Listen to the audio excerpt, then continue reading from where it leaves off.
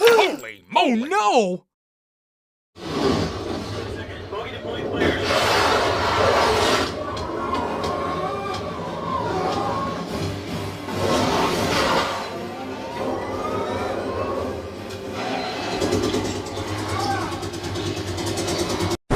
Whoa, hold on. Before we hear how it sounds, we need to talk about how we got to this point in the first place. Let's go back.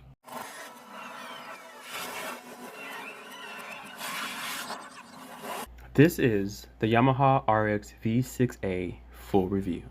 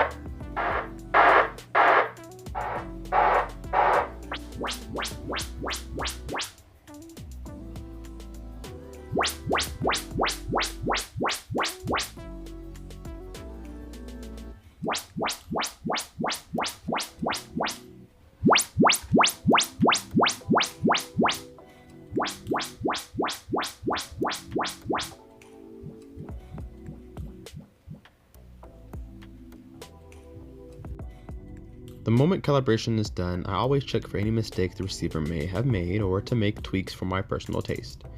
Every receiver I hook up to the theater always sets all my speakers to large, so we'll fix that.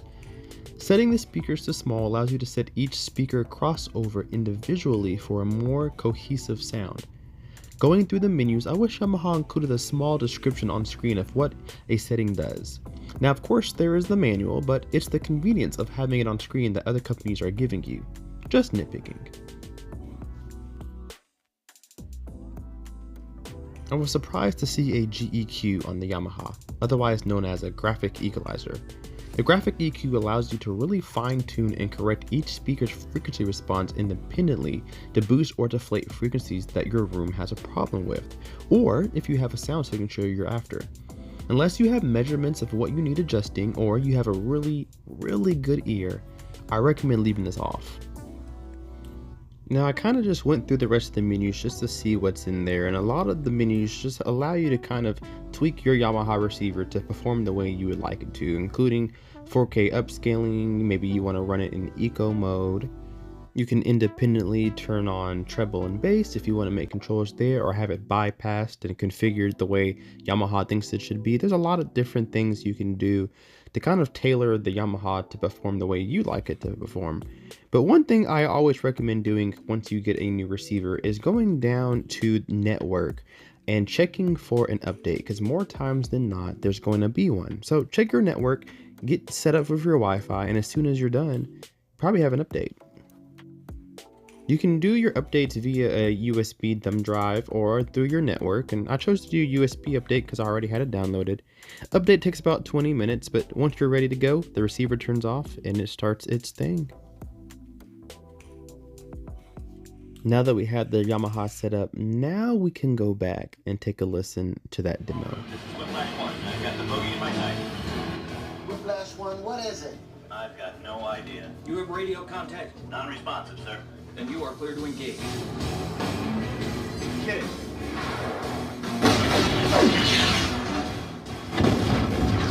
Well, you just went supersonic. I got a lock.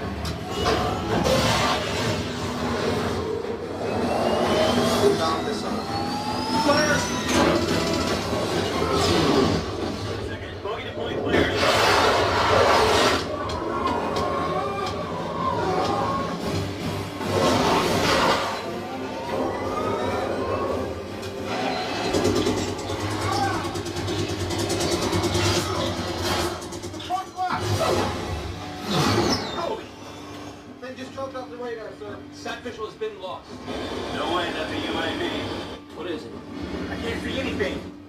Whatever it was, it just lost a farm. I think bogey has been handled, sir.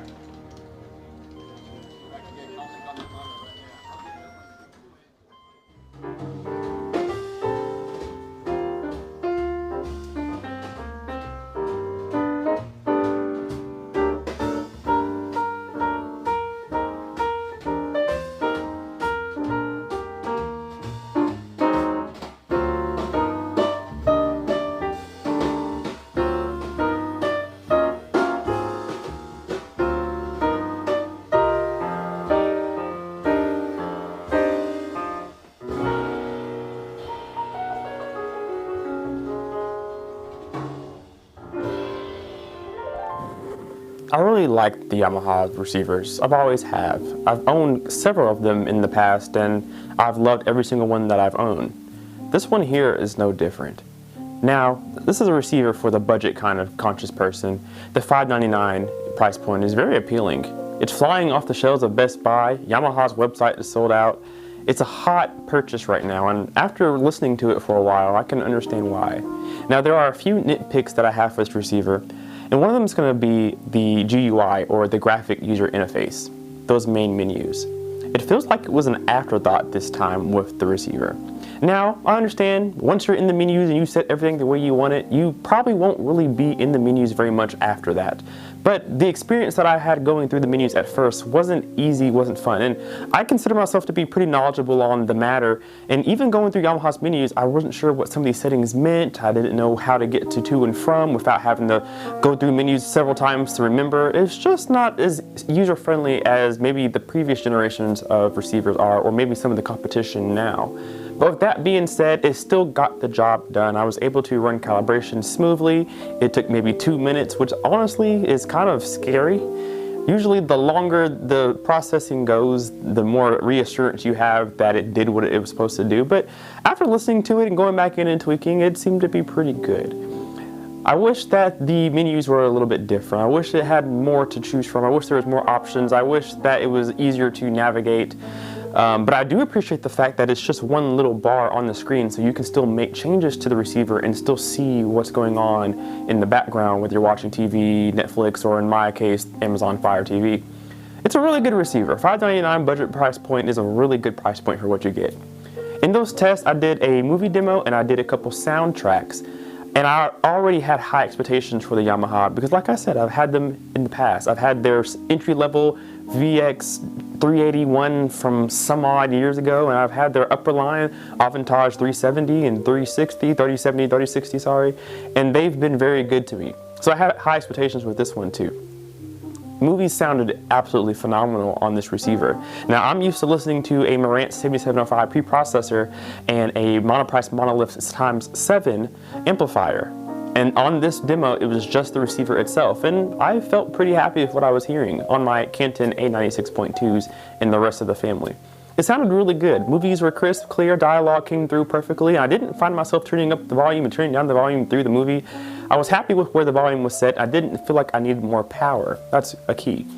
My Cantons go down to about 4 ohms. This receiver can comfortably do 6. So these speakers are very taxing on most amplifiers, and this one seemed to do it with ease. Didn't seem to be breaking a sweat too often. So applaud to Yamaha for getting that correct. Now for the music part of things, this is where I really wanted to see what was going to happen, because Yamaha, in my personal opinion, is pretty good when it comes to music replication. And it did just that. I listen to 2-channel stereo. When I do, I turn off the subs and I put it in pure direct mode, meaning I turn off all electrical interface, all noise, any processing, it's off. It's just the amplifier and my speakers. And it sounded very good as well. Now, I do think that you should look into getting an amplifier to further power your speakers, but this one standalone sounded really, really good. Pianos and other instruments came out very clear. There was a lot of separation between instruments and voices. I didn't feel like I was trying to figure out what was going on within the music. Everything felt like it had its own place, and I do appreciate that. I did, on my own time, crank it up a little bit to see if I can get it to sweat a little bit. And you know, at high volumes, you do start to hear a little bit of a struggle. But for the budget-conscious people, you may not be looking for that level of music. Me personally, I love music, so I'm going to try to crank the mess out of my receiver, but that may not be what you're looking to do out of yours. And I think at $599. This is well priced. It's a very good receiver. No wonder it's flying off the shelves. And if you're on the fence of getting one, I think you should. Now, me personally, I think the Avantage line is a better bang for your buck. You get a little bit more power, you get a lot more features, you get a better microphone with a better processor, so you can kind of get better calibration out of it. I think Avantage line is Yamaha's bread and butter. But if you're looking for something a little bit cheaper that's going to give you some good Dolby Atmos DTS:X sound, I think you've found the right receiver. Guys, I appreciate you watching. Leave me a comment down below and let me know what you guys think of the Yamaha V6A. Would you buy it? Have you bought it? Let me know that down below in the comment section below. Hit that like and we will see you guys in the next video. Subscribe if you're not already, by the way. Take care, guys. Peace.